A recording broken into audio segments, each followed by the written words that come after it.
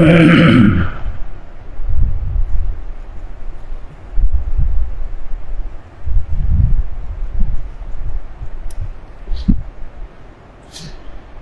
الحمد لله نحمده ونصلي على رسوله الكريم أما بعد أعوذ بالله السميع العليم من الشيطان الرجيم بسم الله الرحمن الرحيم وقال طائفة من أهل الكتاب آمنوا بالذي أنزل على الذين آمنوا وجه النهار واكفروا آخره لعلهم يرجعون ولا تؤمنوا إلا لمن تبع دينكم قل إن الهدى هدى الله أن يؤتى أحدا مثل ما أوتيتم أو يحاجوكم عند ربكم قل إن الفضل بيد الله يؤتيه من يشاء والله واسع عليم يختص برحمته من يشاء والله ذو الفضل العظيم ومن أهل الكتاب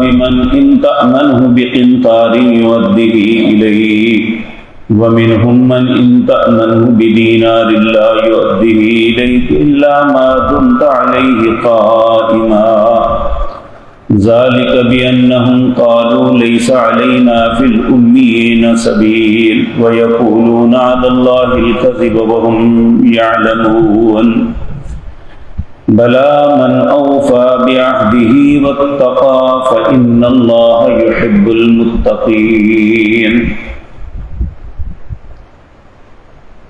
حضرات محترم، نبی کریم صلی اللہ علیہ وسلم کا ایک فرمان ہے. آپ نے فرمایا المنافق والکافر زج اللئیم. منافق اور کافر جو ہوتا ہے یہ کمینہ اور بدفطرت ہوتا ہے. اس کے مقابلے میں جو مومن آدمی ہوتا ہے یہ بھولا اور معصوم ہوتا ہے. دنیا میں کافر آج ہی چالیں نہیں چلتے، بلکہ قدیم زمانے میں کفار اور منافقین کی ہمیشہ کوشش رہی ہے کہ اپنی چالوں کے ساتھ جو بھی اللہ کے نبی ہیں یا ان پہ اترنے والا دین ہے اسے کسی بھی طرح مسخ کر دیا جائے. نبی کریم صلی اللہ علیہ وسلم کے زمانہ مبارک میں جو بات ہوئی اس کا تذکرہ اللہ ان آیات میں کر رہے ہیں. چونکہ نجران کے عیسائی آپ کے ساتھ مناظرے اور مجادلے کے لیے آئے ہوئے تھے، تو اللہ نے ان کی من کی باتیں جو ہیں وہ ظاہر کر دی. وہ من کی باتیں کیا تھی؟ اللہ فرماتے ہیں وقال طائفۃ من اہل الکتاب. اہل کتاب کے ایک گروہ نے کہا اپنے لوگوں کو آمنوا بالذی انزل علی الذین آمنوا وجہ النہار، تم اس چیز پہ صبح ایمان لے آؤ جس پہ یہ لوگ ایمان لائے، یعنی نبی کریم صلی اللہ علیہ وسلم پر ایمان لے آؤ. وَاکْفُرُوا آخِرَهُ، دن کے آخر پہ کفر کر دو. یہ کسی بھی انسان کو ڈسہارٹ کرنے کے لیے بہت کمینہ طریقہ ہے. آپ دیکھیں یہ مختلف لوگ جلسے کرتے ہیں، جو مخالف ہوتے ہیں وہ جلسوں میں اپنے بندے بھیجتے ہیں. جب عین جلسہ پیک پہ پہنچتا ہے تو اپنے بندوں کو کہتے ہیں اٹھ کے آ جاؤ. جب یکدم 100 200 400 لوگ وہاں سے اٹھتے ہیں تو سارا جلسہ خراب ہو جاتا ہے. بالکل یہی طریقہ کفار کا ہے. انہوں نے اپنایا کہ صبح ایمان لاؤ، رات کو انکار کر دو، تو لوگ جو ہیں جو کمزور ایمان والے ہیں وہ سمجھیں گے یہ اتنے پڑھے لکھے لوگ ہیں، اگر یہ اس دین سے پھر گئے ہیں تو یقینی بات ہے یہ اس دین کے اندر کچھ بھی نہیں. حالانکہ یہ ان کا مکر تھا. انہوں نے یہ سوچ کے کیا تھا کہ لوگوں کو بددل کرنا ہے دین سے. تو اللہ رب العزت فرماتے ہیں وَقْفُرُوا آخِرَهُ لَعَلَّهُمْ يَرْجِعُونَ، دن کے آخر میں انہوں نے کہا کہ تم کفر کرنا، انکار کر دینا تاکہ یہ لوگ بھی پھر جائیں۔ پھر اپنے لوگوں کو یہ بات سمجھاتے وَلَا تُؤْمِنُوا إِلَّا لِمَنْ تَبِعَ دِينَكُمْ، تم نے اس چیز پہ کبھی ایمان نہیں لانا، صرف وہ بات ماننی ہے جو تمہارے دین کی تابعداری کرے گا، یعنی جو دین انہوں نے اپنی خواہش کے مطابق بنایا ہوا تھا نا، حالانکہ عیسیٰ علیہ السلام کے دین پہ وہ نہیں تھے، جو عیسیٰ علیہ السلام کے دین لے کے آئے تھے انہوں نے بدل دیا تھا، اپنی کتابوں کو بدل دیا، اپنے دین کو بدل دیا، ہر چیز اپنی مرضی کی لے آئے، لیکن اس کے باوجود کہتے تھے کہ تم نے اتباع صرف اس چیز کی کرنی ہے جو تمہارے دین کو مانے گا۔ قُلْ إِنَّ الْهُدَىٰ هُدَى اللَّهِ، اللہ نے اپنے حبیب کریم صلی اللہ علیہ وسلم کو ارشاد فرمایا، انہیں کہہ دو ہدایت تو وہ ہے جو اللہ کی طرف سے ہدایت ہے، تمہاری خواہشات کا نام دین نہیں ہے، تمہارے فرقوں کا نام، تمہارے طریقوں کا نام دین نہیں ہے، دین تو وہ ہے، ہدایت تو وہ ہے جو اللہ کی طرف سے نازل ہوئی ہے۔ أَن يُؤْتَىٰ أَحَدًا مِثْلَ مَا أُوتِيتُمْ أَوْ يُحَاجُّوكُمْ عِندَ رَبِّكُمْ، یہ انہیں کہتے کہ تم اس مثال کو مت پکڑنا جو وہ دیے گئے تاکہ وہ جھگڑا نہ کر سکے، اللہ اَيُّحَاجُّوكُمْ عِندَ رَبِّكُمْ، وہ اللہ کے پاس جا کے تمہارے ساتھ جھگڑا کریں گے، اور یہ یقینی بات ہے، یہ میں پہلے بھی عرض کر چکا کہ اللہ نے قرآن کریم میں کتنے مقام پہ فرمایا اللہ یحکم بینکم یوم القیامت فیما کانوا فیہ یختلفون۔ ہم دنیا میں زندگی کے جتنے بھی معاملات میں اختلاف کرتے ہیں نا، اگر اختلاف لا علمی کی وجہ سے ہو تو اس میں کوئی حرج نہیں، لیکن جو جان بوجھ کے اختلاف کیا جاتا ہے نا، سمجھنے کے باوجود کہ بات ٹھیک کا پتہ بھی ہوتا ہے پھر بھی اختلاف، پھر اللہ کہتے ہیں میں تمہارے درمیان فیصلہ کروں گا۔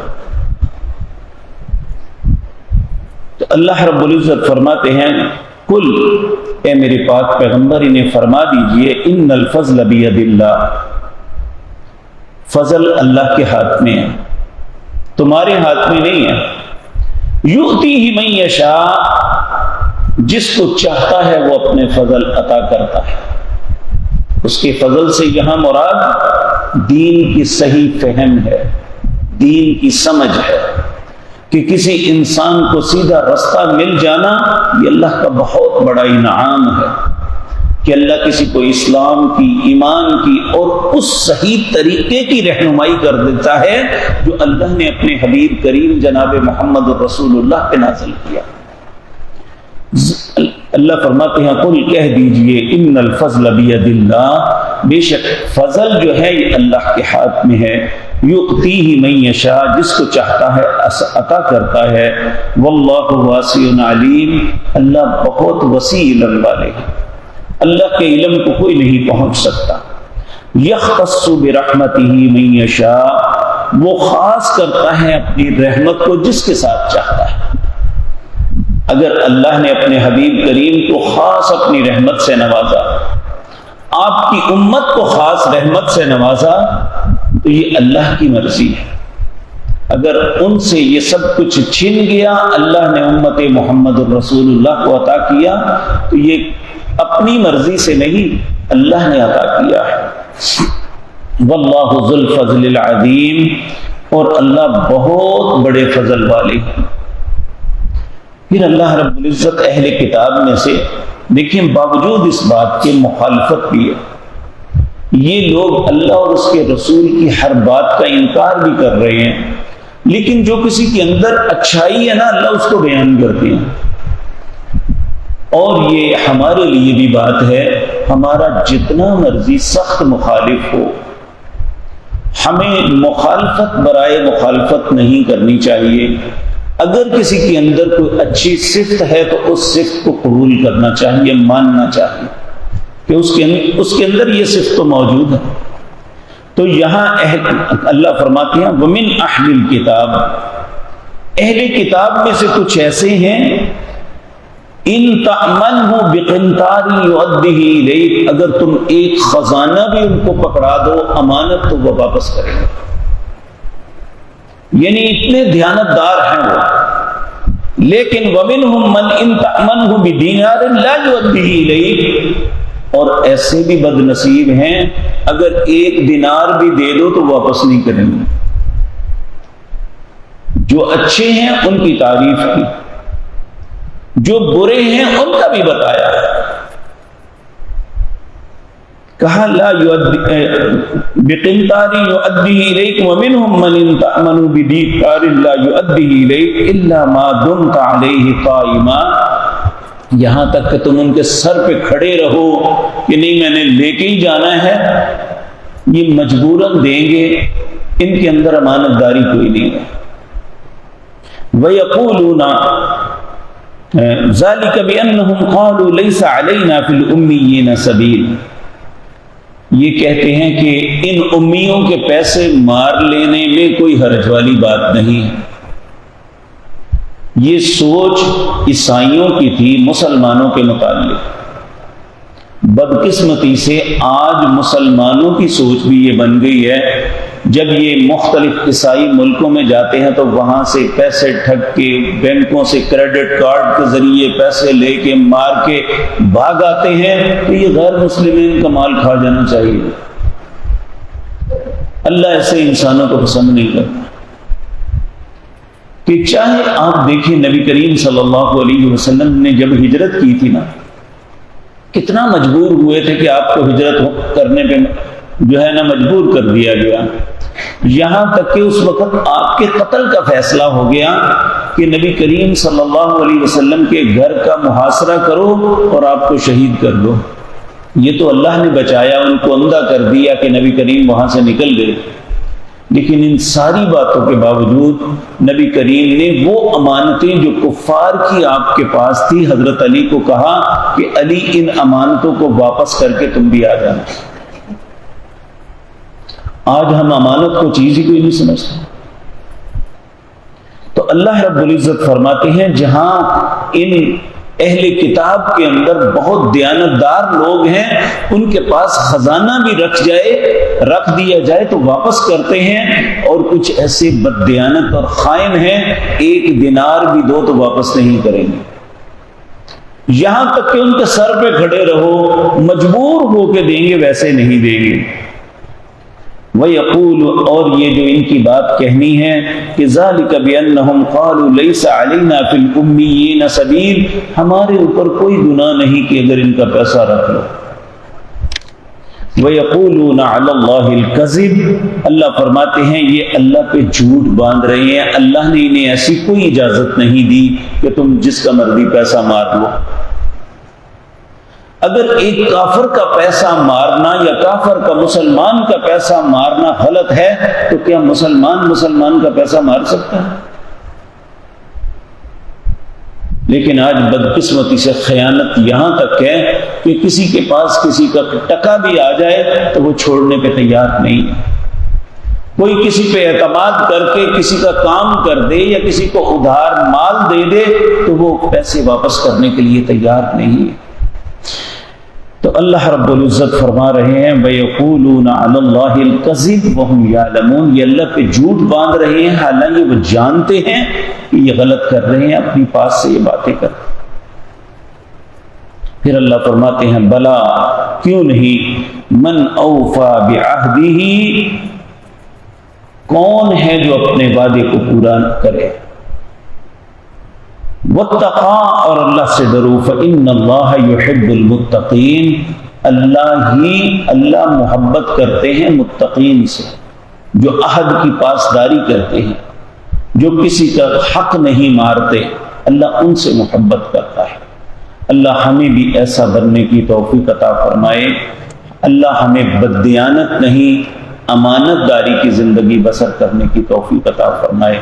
اقول قولی ھذا واستغفر اللہ۔